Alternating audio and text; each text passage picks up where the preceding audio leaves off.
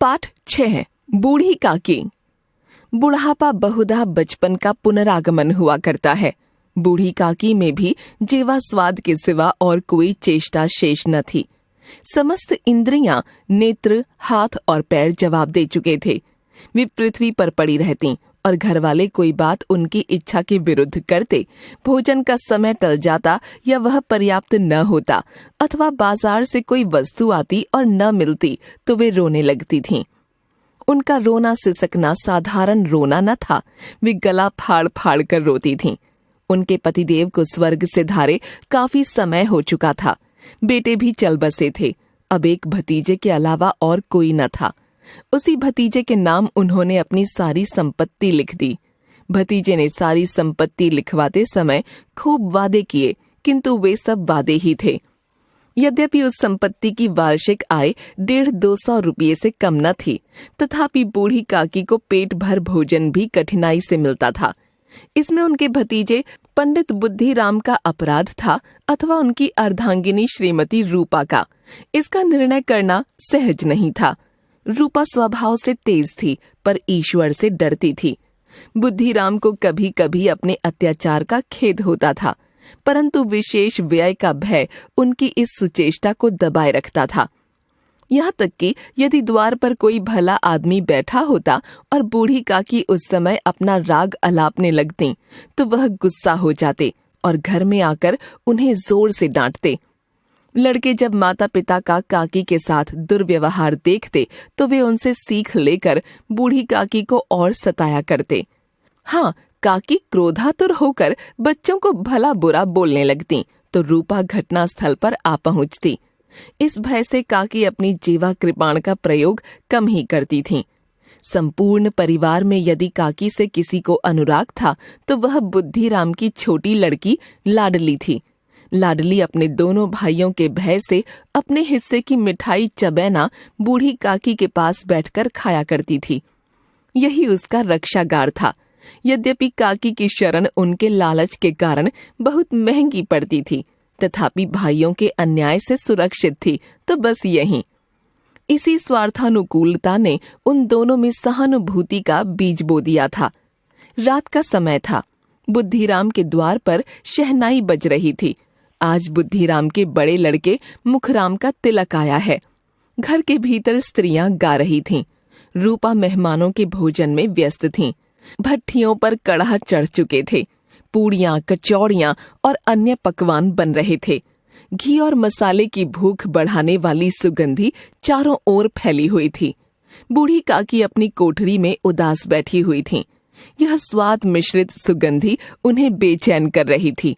वे मन ही मन विचार कर रही थीं, इतनी देर हो गई, कोई भोजन लेकर नहीं आया। मालूम होता है सब लोग भोजन कर चुके हैं, मेरे लिए कुछ नहीं बचा। यह सोचकर उन्हें रोना आ रहा था, परंतु अब शकुन के भय से रो नहीं रही थीं। आहा, कैसी सुगंधी है! अब मुझे कौन पूछता है? जब रोटियों के ही लाले पड़े हैं, तब ऐसे भाग्य कहाँ कि भरपेट पूड़ियां मिलें। यह विचार कर उन्हें रोना आया, परंतु रूपा के भय से उन्होंने फिर मौन धारण कर लिया। घी और मसालों की सुगंधी रह रहकर मन को आपे से बाहर किए देती थी। मुंह में पानी भर भर आता था। पूड़ियों का स्वाद याद करके हृदय में गुदगुदी होने लगती थी। किसे पुकारूं? बूढ़ी काकी की कल्पना में पूड़ियों की तस्वीर नाचने लगी। खूब लाल लाल, फूली फूली, नरम नरम होंगी। रूपा ने भली भांति भोजन किया होगा। एक पूड़ी मिलती तो जरा हाथ में लेकर देखती। क्यों ना चलकर कड़ाह के सामने ही बैठूं? पूड़ियां छन छन कर तैयार होंगी। कड़ाह से गरम गरम निकाल कर थाल में रखी जाती होंगी। फूल हम घर में भी सूंघ सकते हैं, परंतु वाटिका में कुछ और बात होती है। इस प्रकार निर्णय करके बूढ़ी काकी उकड़ू बैठकर हाथों के बल सरकती हुई बड़ी कठिनाई से चौखट से उतरीं और धीरे धीरे रेंगती हुई कड़ाह के पास जा बैठीं। यहाँ आने पर उन्हें उतना ही धैर्य हुआ जितना भूखे कुत्ते को खाने वाले के सम्मुख बैठने में होता है। रूपा उस समय कार्यभार से बेचैन थी। किसी ने बाहर से आकर कहा, महाराज ठंडाई मंगा रहे हैं। ठंडाई देने लगी कि एक तीसरे आदमी ने आकर पूछा, अभी भोजन तैयार होने में कितना विलंब है? बेचारी अकेली स्त्री दौड़ते दौड़ते व्याकुल हो रही थी, झुंझलाती थी, कुढ़ती थी, परंतु क्रोध प्रकट करने का अवसर न पाती थी। भय होता कहीं पड़ोसी ने यह न कहने लगे कि इतने में उबल पड़ी। प्यास से कंठ सूख रहा था, परंतु इतना अवकाश न था कि जरा पानी पी ले। यह भी खटका था कि जरा आंख हटी और चीजों की लूट मची। इस अवस्था में उसने बूढ़ी काकी को कड़ाह के पास बैठा हुआ देखा तो जल गई। क्रोध न रुक सका। इसका भी ध्यान न रहा कि पड़ोसी ने बैठी हुई हैं, मन में क्या कहेंगी, पुरुष लोग सुनेंगे तो क्या कहेंगे। वह बूढ़ी काकी पर झपटी और उन्हें दोनों हाथों से झटक कर बोली, ऐसे पेट में आग लगे, पेट है या भाड़? कोठरी में बैठते हुए क्या दम घुटता था? अभी भगवान को भोग नहीं लगा, मेहमानों ने नहीं खाया, तब तक धैर्य न हो सका। गांव देखेगा तो कहेगा कि बुढ़िया भर पेट खाने को नहीं पाती, तभी तो इस तरह मुंह बाए फिरती है, नाक कटवा कर दम लेगी। इतना ठूंसती है, न जाने कहाँ भस्म हो जाता है। भला चाहती हो तो जाकर कोठरी में बैठो, जब घर के लोग खाने लगेंगे तब तुम्हें भी मिलेगा। तुम कोई देवी नहीं हो कि चाहे किसी के मुंह में पानी न जाए, परंतु तुम्हारी पूजा पहले ही हो जाए। बूढ़ी काकी ने सिर उठाया, न रोई न बोली, चुपचाप रेंगती हुई अपनी कोठरी में चली गईं। भोजन तैयार हो गया, आंगन में पत्तलें सज गईं, मेहमान खाने लगे। बूढ़ी काकी अपनी कोठरी में जाकर पश्चाताप कर रही थीं। उन्हें रूपा पर क्रोध नहीं था, अपनी जल्दबाजी पर दुख था। सच ही तो है, जब तक मेहमान लोग भोजन नहीं करेंगे तब तक घरवाले कैसे खाएंगे। मुझसे इतनी देर भी न रहा गया, सबके सामने पानी उतर गया। अब जब तक कोई बुलाने नहीं आएगा न जाऊंगी।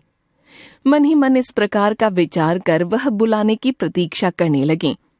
अब पत्तल बिछ गई होगी, अब मेहमान आ गए होंगे, लोग हाथ पैर धो रहे हैं, लोग खाने बैठ गए होंगे। यह विचार कर वह मन को बहलाने के लिए लेट गईं। धीरे धीरे एक गीत गुनगुनाने लगीं। उन्हें मालूम हुआ कि मुझे गाते देर हो गई। क्या इतनी देर तक लोग भोजन कर ही रहे होंगे? किसी की आवाज सुनाई नहीं देती। अवश्य ही लोग खा पी कर चले गए, मुझे कोई बुलाने नहीं आया। रूपा चिढ़ गई है, क्या जाने न बुलाए। सोचती हो कि आप ही आवेंगे, वह कोई मेहमान तो नहीं जो उन्हें बुलाऊं। बूढ़ी काकी चलने को तैयार हुई। उन्होंने मन में तरह तरह के मंसूबे बांधे। पहले तरकारी से पूड़ियां खाऊंगी, फिर दही और शक्कर से, कचौड़ियां रायते के साथ मजेदार मालूम होंगी। चाहे कोई बुरा माने चाहे भला, मैं तो मांग मांग कर खाऊंगी। वे उकड़ों बैठकर सरकते हुए आंगन में आ गईं। हाय दुर्भाग्य, मेहमान मंडली अभी बैठी हुई थी। कई लोग चाव से उंगलियां चाट चाट कर खा रहे थे। इतने में बूढ़ी काकी रेंगती हुई उनके बीच में आ पहुंची। कई आदमी चौंक कर उठ खड़े हुए, पुकारने लगे, अरे यह बुढ़िया कौन है? यहाँ कहाँ से आ गई? देखो किसी को छू न दे। पंडित बुद्धिराम काकी को देखते ही क्रोध से तिलमिला गए। पूड़ियों का थाल लिए खड़े थे। थाल को जमीन पर पटक दिया और जिस प्रकार निर्दयी महाजन अपने किसी बेईमान और भगोड़े कर्जदार को देखते ही उसका टेंटुआ पकड़ लेता है, उसी तरह लपक कर उन्होंने काकी के दोनों हाथ पकड़े और घसीटते हुए लाकर उन्हें अंधेरी कोठरी में धम से पटक दिया। आशा रूपी वाटिका लू के एक झोंके में नष्ट हो गई।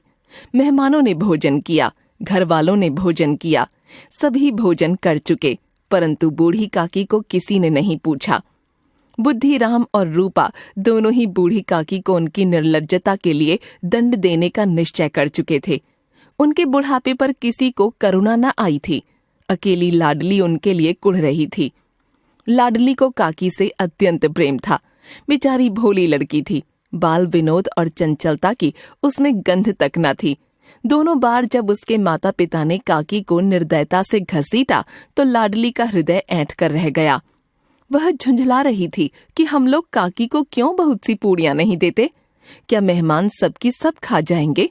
और यदि काकी ने मेहमानों से पहले खा लिया तो क्या बिगड़ जाएगा?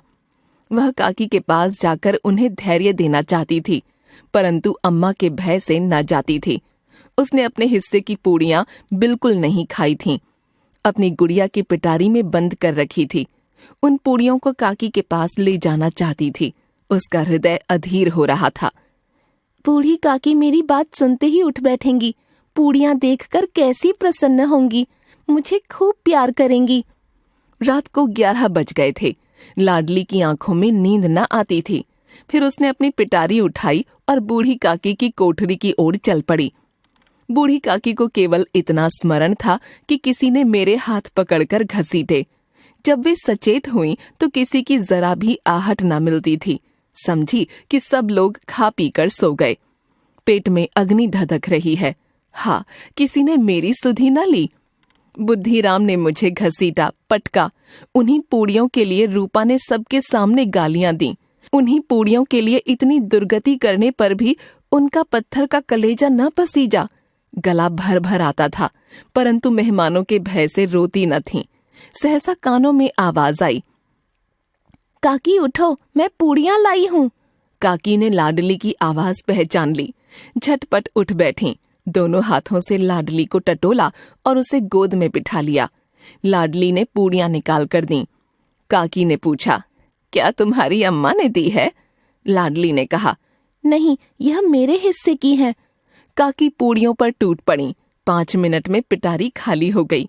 लाडली ने पूछा, काकी पेट भर गया? काकी बोली, नहीं बेटी, जाकर अम्मा से और मांग लाओ। लाडली ने कहा, अम्मा सोई हैं, जगाऊंगी तो मारेंगी। काकी ने पिटारी को फिर टटोला। जो भी बचा था वह खा लिया। हृदय महसूस रहा था कि और पूड़ियां कैसे पाऊं। संतोष सेतु जब टूट जाता है तब उचित और अनुचित का विचार समाप्त हो जाता है। वे कुछ देर तक उस इच्छा को रोकती रहीं। फिर सहसा लाडली से बोली, मेरा हाथ पकड़कर वहां ले चलो जहां मेहमानों ने बैठकर भोजन किया है। लाडली उनका अभिप्राय समझ न सकी। उसने काकी का हाथ पकड़ा और ले जाकर जूठे पत्तलों के पास बिठा दिया। दीन बुढ़िया पत्तलों से पूड़ियों के टुकड़े चुन चुनकर खाने लगी। ओह, दही कितना स्वादिष्ट था, कचौड़ियां कितनी सलोनी, खस्ता कितने सुकोमल। ठीक उसी समय रूपा की आंख खुली। उसे मालूम हुआ कि लाडली मेरे पास नहीं।